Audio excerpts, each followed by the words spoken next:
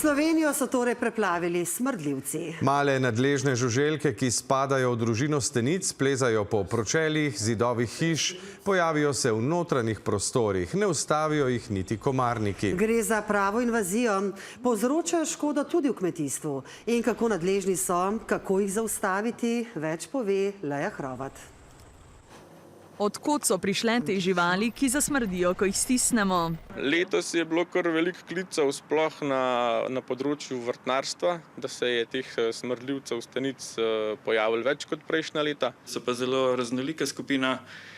Jih imamo 750 vrst, jih živi samo v Sloveniji. Kot pravi Lončar, je to, da jih je letos več, posledica podnebnih sprememb. Efektivna temperatura, če lahko temu tako rečem, je pač bolj ugodna za njih, tudi boljše se razmnožujejo, tu so boljši pogoji za njih, za sam razvoj. Smrdljivci so žuželke, ki se sporazumevajo prek vibracij in spadajo v skupino stenic.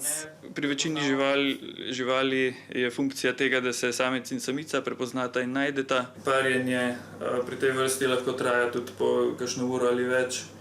Se takole sprehajata naokrog ali pa mirujeta nekje. Stenice so, kot pravi Lončar, večinoma rastlinojede in za seboj puščajo poškodovane pridelke.